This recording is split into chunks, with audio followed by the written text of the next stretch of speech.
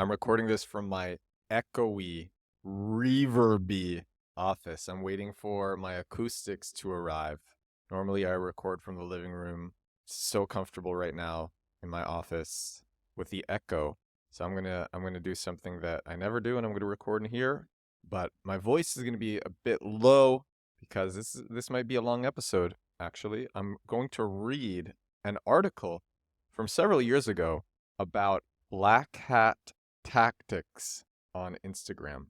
And I found this article through Grok, but the way that I found it is I was asking Grok questions about black hat Instagram tactics. And Grok recommended, like I've said on the previous episodes, Grok is best as a search engine for tweets because Twitter's own search engine is not very good. Grok's is very good.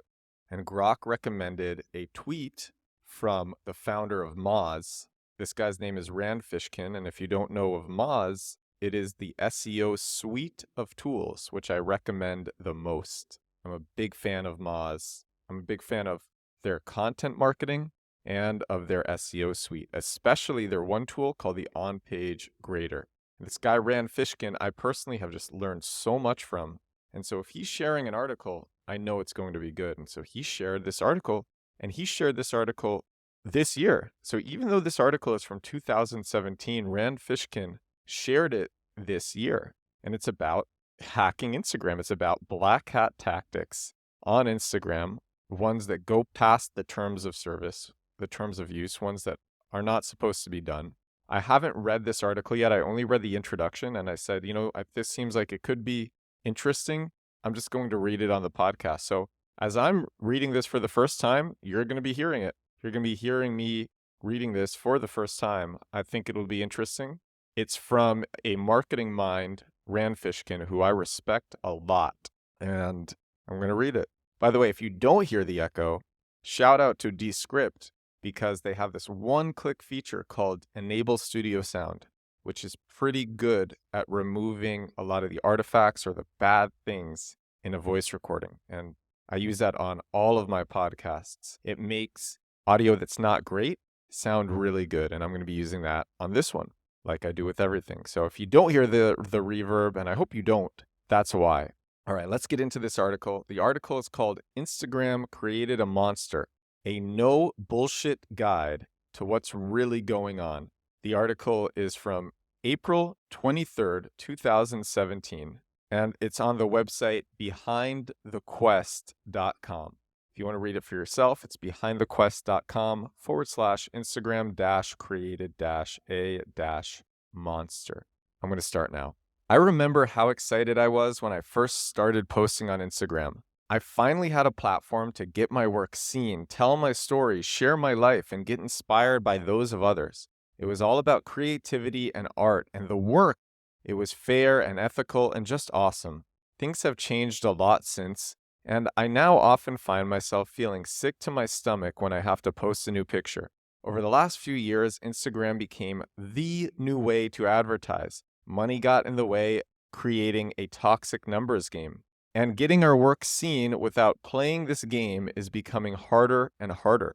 What once used to be about content and originality is now reduced to some meaningless algorithm dynamics, and who has the time and the cash to trick this system wins the game. I'm sure many of you have no idea what goes on behind the scenes, and I'm sure even fewer of you know that some of us are using Instagram as a business tool to help us make a living. I'm writing this with a heavy heart as I know I'm a huge hypocrite. I've been playing the game for the last 6 months and it made me miserable. Miserable, guys. I tried to play it as ethically as possible, but when you are pushed to a corner, gasping for air, sometimes you have to set ethical aside if you want to survive. But surviving doesn't mean living, and the artist in me is desperate to feel alive again. I still care about doing things right, so I think it's time to stop the bullshit and come clean and tell you exactly what's happening. I owe you that, because if I get to live the life I live today, if I get to do what I love the most, which is traveling, writing, and making art, it's also thanks to you guys. So here's the truth, the whole truth and nothing but the truth. A no bullshit guide to what's really going on. And then she shares her Instagram. Her Instagram is Sara Melotti, SARAMELOTTI_. That's her Instagram.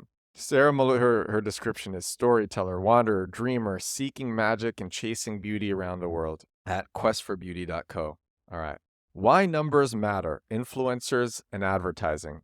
For some of us, there's serious business behind Instagram. IG became an advertising platform over the last few years. There are more people spending time on the app than in front of a TV screen today. The advertising world is shifting, and we influencers are now basically walking billboards for brands and companies because through us, they can reach consumers, our followers, in a much more genuine and effective way.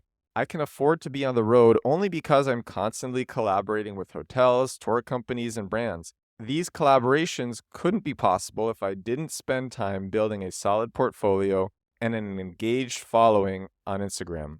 But good content and a genuine community aren't enough for most brands. They want the numbers. The bigger the brand, the higher your numbers have to be. Usually it works like this. High follower count plus high engagement equals good sponsorships, partnerships, gigs, sometimes even money, big money if you have over a few 100,000 followers. Unfortunately, most of these brands and companies are clueless about the fact that some of these numbers they look at are incredibly inflated by the tricks and shenanigans we pull to play the system.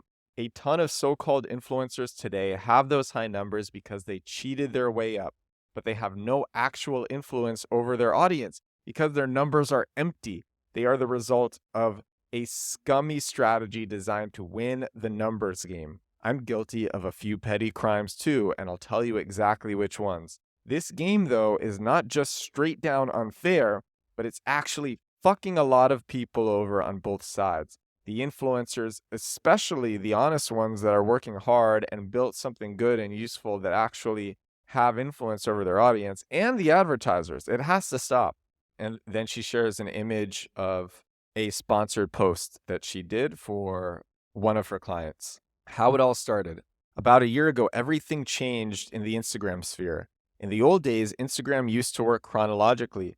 It was a fair game. Whoever posted first appeared in people's feeds in chronological order, whether you had 2 followers or 200,000 followers. If you posted at 3 p.m. and a guy with 1 million followers posted at 4 p.m., your pic would be seen first. But then, to follow their Facebook pals' example, Instagram decided to stop that and show posts in an order based on the likelihood you'll be interested in the content, your relationship with the person posting, and the timelines of the post. Bullshit. That's when the new algorithm system came into play and everyone started freaking out. People weren't seeing our posts anymore. Numbers were dropping fast, and some of us, panicking, started coming up with creative solutions to trick this evil algorithm and keep our work seen by our followers. That's when the numbers game started getting really dirty. How to play the game. Tricks to get followers and high engagement. So here it is. No more secrets, no more bullshit. This is how it really works. This is how many of us are tricking the system. By the way, I am pretty informed in a bunch of Instagram black hat stuff. A lot of this is still in play today. I've had so many people pitch this to me. I unknowingly talked with someone who was trying to pitch this to me. This is me, Edward, speaking, not me reading. And I get on the phone sometimes if people, this was actually before, now I don't really do this, but before I knew this game, I would see someone with a lot of followers. If they wanted to schedule a call with me, I would do it. One of them had over 500,000 followers, and I got on the phone with this guy, and he's like, yeah, all of my followers are bots. Everything's inflated. Everybody's doing this. I have 20 sponsors. Everyone's doing this. This is the game now. And so I know that this is the thing that people do. So this is still relevant, even though this was written in 2017. All right, back to the article. We buy followers, likes, comments. Not guilty. The dirtiest way to do this, of course, is to buy your way up to the top. Today, there's a million websites where you can buy just about anything to make yourself look insta-famous. Who cares if those are empty accounts that don't bring any value to the table, right?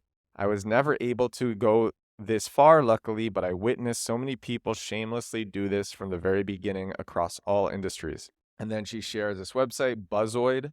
Buy Instagram followers, 100 followers for $3, 500 for $7, 2,500 followers for $30, 5,000 followers for $40. and 10,000 followers for $70. And they all promise that these are quality followers. We follow/unfollow, like, and comment on random people, partially guilty. So this is something she says that she has done. One of the most effective strategies to gain followers is to catch people's attention by liking and commenting on their pictures so they'll come to your profile and possibly start following you. I've done that before. Another much more unethical way is to follow people so they'll follow you back, and then you'll just unfollow them like a total douchebag. I've never done this, not for that purpose. The only time I unfollow someone is if I stop liking their content. We use Instagress and Co. Guilty. The above strategy can be very, very time consuming, and most people don't have the time to invest in it. But that's not a problem because there are websites that will do that for you. They'll like and comment and follow people on your behalf. Over the last year, websites like Instagress and Archie started popping up like mushrooms, and a lot of us, desperate to get their engagement back, went on tracks and started using them. I did. I used Instagress on and off for the last 6 months, and I always felt incredibly conflicted every time I turned it on. I stopped using it 3 weeks ago, and ironically, Instagram had shut it down last week. We go to IG spots, guilty. We are all going to the same places. This is very interesting. I did not know this. Oh my gosh. We are all going to the same places, trying to get similar versions of that same shot because we know it will get us more likes. We go to Instagram spots. What a sad, sad word that is, isn't it? A friend of mine told me trends never end on Instagram, and it's so true. I know tons of accounts that all post the same things, the same places, the same style. When I scroll down my homepage, the sight of yet another moody picture of Iceland or Lake Bryas, guilty, makes me want to puke now. The saddest part, though, is that when I go to places that haven't been shot before, trying to do something new and different, the picture tanks almost every time. It breaks my heart. Some of the big guys on Instagram today have hundreds of thousands of followers because when they were at the very beginning, they were doing something new, something creative, something original. Today, though, forget about that shit. No one cares about being original anymore. Originality doesn't beat the algorithm, but what has been seen a million times before apparently does. And then she shows pictures of people, of Instagram people, just posting in the same places. We get featured by collective accounts. A more than ethical way to get more followers is to be featured by collective accounts, themed accounts that repost pictures of other people. To get featured, you have to use their hashtag, tag them in your picture, and following them is suggested.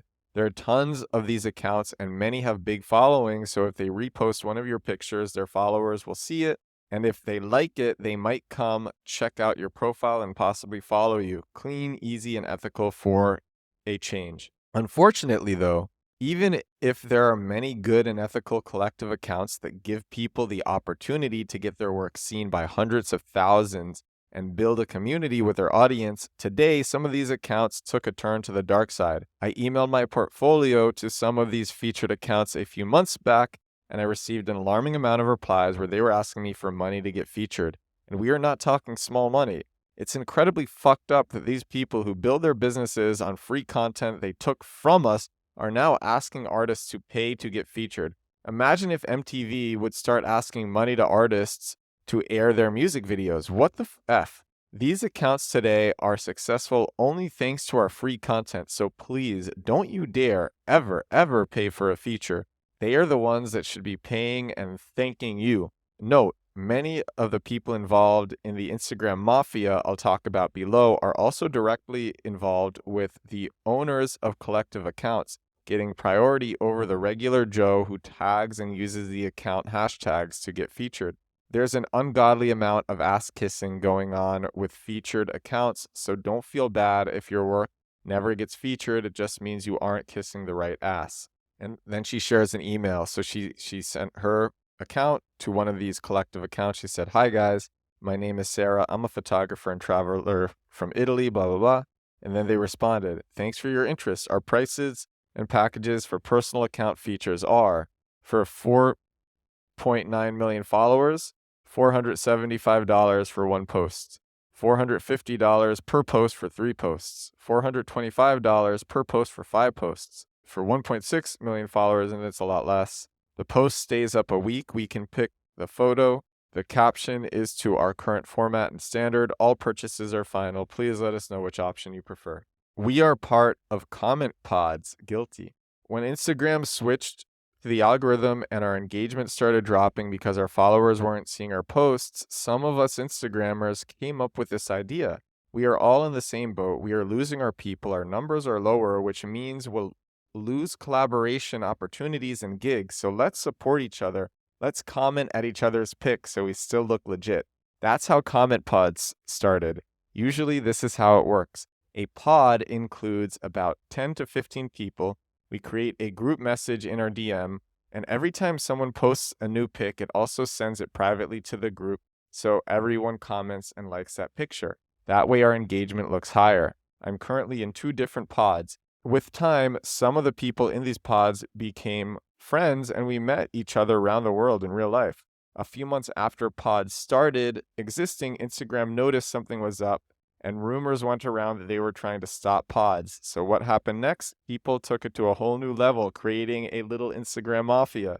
The most well-kept secret, the Instagram mafia and the Explorer page. Not guilty. Now we enter the most well-kept, dirty little secret of us Instagrammers. Eventually, someone figured out the secret formula to trick the algorithm. If you manage to get high engagement, so lots of comments and lots of likes within the first 30 to 45 minutes you upload a picture on Instagram, especially from bigger accounts, then most likely that picture will end up in the Explore page. It will be seen by tens of thousands of people and it will get thousands of likes. Of small and big influencers, or whatever you want to call us, feeling threatened by the rumors of Instagram being onto pods, got organized. They brought their pods out of Instagram and transferred them to WhatsApp and Facebook group chats. This is how it works. If you want to be involved, you have to post at the same time as everyone else. The most used time slot is around 2 p.m. New York City time. Every day you are posting, you put your name in one of the lists created in these chats. You keep your list of all the other people posting in hand. Go on Instagram, and at 3 p.m., you start commenting like a maniac. This way, most of the time, your pictures will end up in the Explorer page and it will get thousands of likes. But here's the catch. Most of these likes are one-time likes. Most of the people who like that picture aren't your followers and never will be. But that doesn't matter because now you look like the cool guy with the highest engagement ever, even if you didn't earn it. And you can trick brands into hiring you because you have the numbers. Easy, right? How the fuck did we get to this? I'm serious. When I found out about this BS, something broke in me. I can't believe this is what it has come down to. The amount of time people are investing in playing these tricks is scary. This time could be used to work on our art, on our happiness, or on just fucking living real life for fuck's sake. People are blinded by the mirage of Insta fame. They want it now, and they want the benefits that come from it, but they don't want to put in the work. The real work that takes time and sweat and tears to do. Anything good and durable takes time and hard work to build, and trickery is not a durable nor ethical strategy. What this has become is fucking everyone over in the long run. And then she shares a picture of how sad she is, which she had shared on Instagram. The good. There's still a lot of good on Instagram. There's honest Instagrammers that are doing amazing things and earn their way up. There's good people with a lot of talent, good work that deserves to be seen, and voices that deserves to be heard. I met some of my good friends today thanks to Instagram. I have work opportunities that I could only dream about before. I have an engaged community of artists, creatives, travelers, and amazing people of all kinds that I can share my life and my work with. And for that, I'm incredibly thankful. I found myself caught up in a vicious cycle, playing the game to keep afloat and keep doing what I like to do. But I am sick and tired of playing games. This is not why I started posting on Instagram. This is not what I want my life to be about. I started using the app to share my art, my ideas, and my thoughts on life and travel with you all, to possibly have a conversation, to transmit some sort of emotion and make you dream harder. I didn't start this to pump up my ego with empty numbers. We live in an era where way too often the number of likes we get on a post is the correspondent numeric value we give to ourselves. I learned early on to not let my self-esteem be affected by numbers. If you are posting good content but your numbers are low, please, please, please don't question your worth nor your work. It's not your fault. It's not about your content. It's not about your work. Instagram today is not about the work at all, not anymore. It's about strategy. That's what it came down to. So who's to blame? Instagram and the evil algorithm, or those of us who are playing dirty? Maybe that doesn't even matter. Maybe instead of blaming it on someone, we should start finding ethical solutions to stop this monster we created and make it a fair game again so that everyone can have equal opportunities. I'm quitting all the bullshit. I'm done playing games. I want to do this the right way. Now you all have the info that I have, and you can make whatever decision you want with it. You can use this to play the game and join the mafia, or maybe, just maybe, you can keep playing clean and know in your heart that the system is flawed and corrupted, and you can do your best to make Instagram all about stories and creativity and the art and the work again. Who's in? So that's the article. Instagram created a monster, a no bullshit guide to what's really going on from behind the quest. I want to see how this Instagrammer is doing today. I want to check out her follower numbers. She could be juicing them, who knows? But after what she wrote, I'd be surprised if she was. So her name is Sarah Melody. I'm going to find her right now. So she's 3x'd in followers since writing that post. She now has 78.5 thousand followers. And her other brand has almost 7,000 followers. I wonder if she's still doing this as her job. I don't know. But it was a very interesting article. I learned stuff from it, and I appreciate the passion that she has in it. I hope you learned stuff in it. There's a lot of comments on this post, people saying it's really a shame that this is what it's come down to, and it's her friends. Hearing about the comment pods, that reminded me of Megaphone.network, which I've shared on this show before. Megaphone.network is you pay to have people on Twitter who have a lot of followers comment on your post, which will make your post perform a lot better. And the comment pods reminded me of that. Also, I thought it was interesting, this sentence from her: if you manage to get high engagement, so lots of comments and lots of likes within the first 30 to 45 minutes, you upload a picture on Instagram, especially from bigger accounts, then most likely that picture will end up in the explore page. That was interesting. And the mafia was interesting as well. It was a cool article. I'm glad that I discovered it. Found it through Grok. And I thank Rand Fishkin, an SEO mentor of mine, for sharing it. And I thank all of you. I thank all of you for listening. So thank you all for listening. This is episode 157 of The Edward Show, recording this in my echoey office in my apartment, which very soon, I hope by the end of this week, will not be echoey. I will talk to all of you again tomorrow. Bye now.